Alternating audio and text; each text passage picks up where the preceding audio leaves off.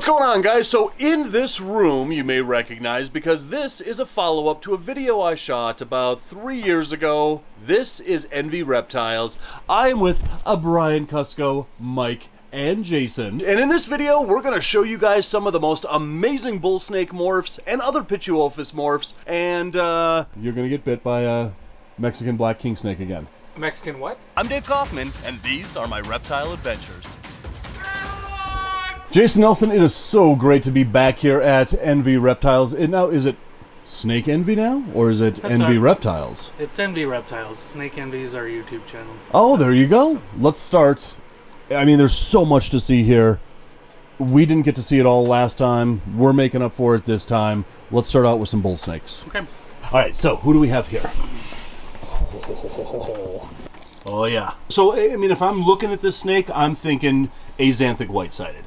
It's an axanthic whiteside, but it's got really high white sides. Yeah. Which is not the norm. So not the norm. That's why it looks like maybe it has more. All right, so behind tub number 2 here. So this is a yellow white-sided.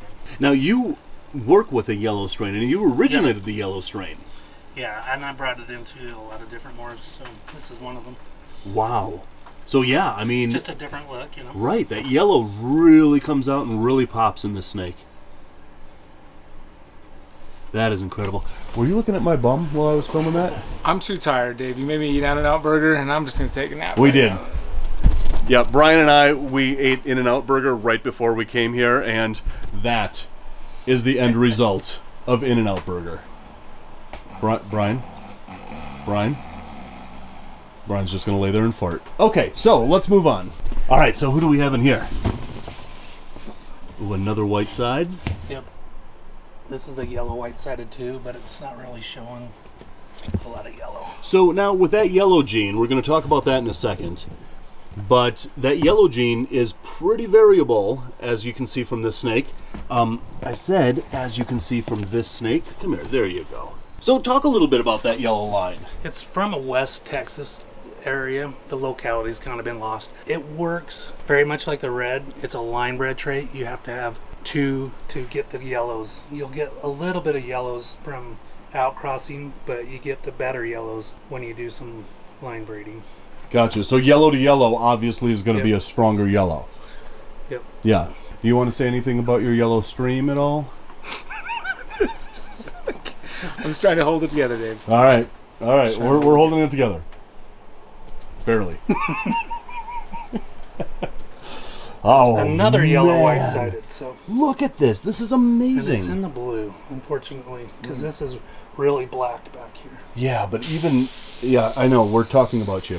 But even in shed, I mean, that yellow just really kind of pops. And now I want to see this snake when it has a fresh coat of paint. Bumper, yeah. But this is the thing about bull snakes. I mean, they'll hiss, they'll carry on, but then once you get them out, they just kind of calm right down. Look at this guy. Okay, so now this is one of my favorite morphs. This is obviously an axanthic patternless. Yep. Now, have you done patternless Stillwater yet? Yep. And have you done the axanthic patternless Stillwater yet? No. See, this is what I love about bull snakes, is they just they're so talkative. What do you think they're trying to communicate? Dave Kaufman, get out of my face. I don't think so. I think he's trying to say rattle on. This is a really interesting bull snake. What is going on with that dorsal stripe? I've never seen it before, but it just started developing it lately. It's Hypo Patternless, Trumbarrow Hypo line. That is insane. And now, is this, have you put yellow into this? No. It's just that naturally beautifully colored. Yep. Speaking of the color, was this a strategically coordinated hide box? Yeah, because you preferred it. I'm really just wondering where. Yeah, I'm hungry for that too, bud. I would love a bite of this Power Crunch bar right now. All right, you promised people you would get bit. I can't promise anything. What, is this one that's gonna bite me? Actually, see, that's how bull snakes bite. Yeah, that was like, it just basically hit me with its tongue. Right, they're so kind of, I mean, they're all talk. The coolest thing about bull snakes, though, come here, is that to make that noise, they actually have this little membrane in the back of their throat, and they expel and inhale air past that membrane, and that's what makes that hissing sound. It's not in their glottis? Glottis, throat. whatever. I just always thought it was in the glottis. It's in the throat glottis. The esophaglottis? The esophaglottis. It's in their mouth. So one of the things that I love about your enclosures is that you use hide boxes out of just stuff that anybody would just throw away. You're not like going out there and buying plastic hide boxes, which is really eco-friendly. Well, yeah, they soil on it and you just toss it. There you go. So it's easy. There you go. I love it. All right, who are we looking at here? This is a Hypo white-sided patternless. And what strain of Hypo? Trumbauer. So when it comes to bull snakes, there are two known types of Hypo. There's the Trumbauer Hypo and there's the Stillwater Hypo. And there's a lot of kind of talk about whether Stillwater is actually a Hypo. I don't think that it is, actually. I think that it's its own kind of morph that really shouldn't be called Hypo.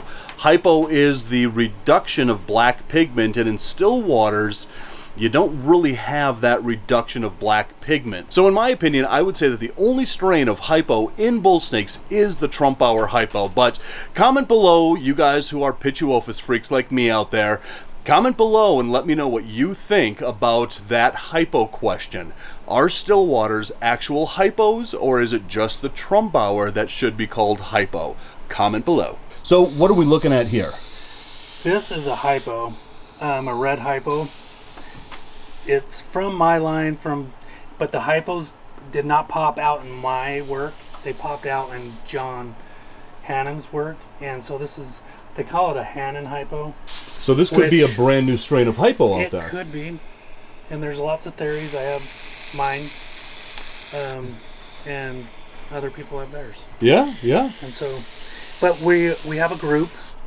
We have a group where we're working with this. We're doing a bunch of test breeding, so we soon should have some hard answers, probably in the next couple of years. So we may be looking at a brand new bull snake gene here. Because Trumbauers don't look like this, Stillwaters don't look like this, and so.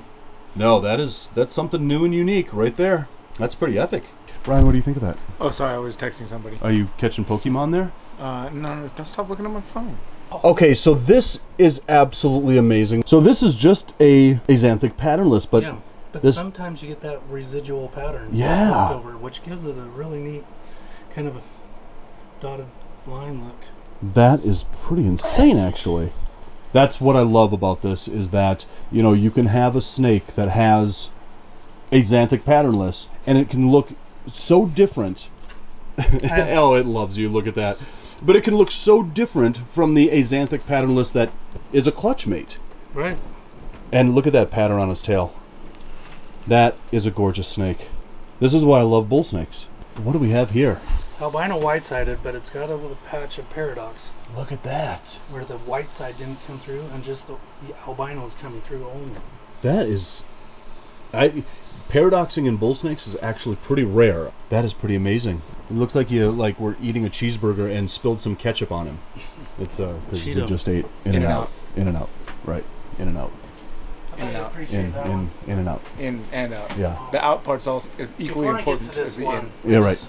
Right. It wouldn't be a cheeseburger if you didn't have the in part as well as the out part. This is my favorite snake that I produced in bulls this year. So it's a yellow, obviously. Hypo yellow. Hypo yellow. Man, that yellow is just amazing. Now, have you done yellow with, like, let's say a Kingsville red? Yes, I have. And the babies were just, they're F1s, so it had red and yellow in it. But it didn't turn out like blaze orange or anything like that? No, and you know, it might have been cool if I would have held them back and bred them. Yeah, and yeah. see what a few generations did. Right. But I never did. Now this is really interesting. So this is a Stillwater, but it's a Stillwater patternless. And it still has some of that patterning that we talked about. Yeah. So all the Stillwater patternless that I have are completely uniform color. They don't have any of that pattern. I kind of like that residual pattern that they have. I picked this one because of the pattern. Right. Yeah. Because I like that a little bit. I just love that banana color. That is just amazing. So this is a Stillwater. And now, this is a really light colored still water. Usually they have like black lines around their saddles, but this is my favorite gene in bull snakes, hands down. I just love that still water gene. And now, aside from the bull snakes, you're also working with gopher snakes, and you've got something really cool and crazy to show us in gopher snakes. Yep. Let's check that out. Rainbow Mealworms is not only a proud sponsor of this channel, they are the premier source for all your reptile food needs. They grow all of their quality insects in-house, and I use them exclusively for all my insect-eating reptiles. So place your order today at rainbowmealworms.net or click the link in the description below.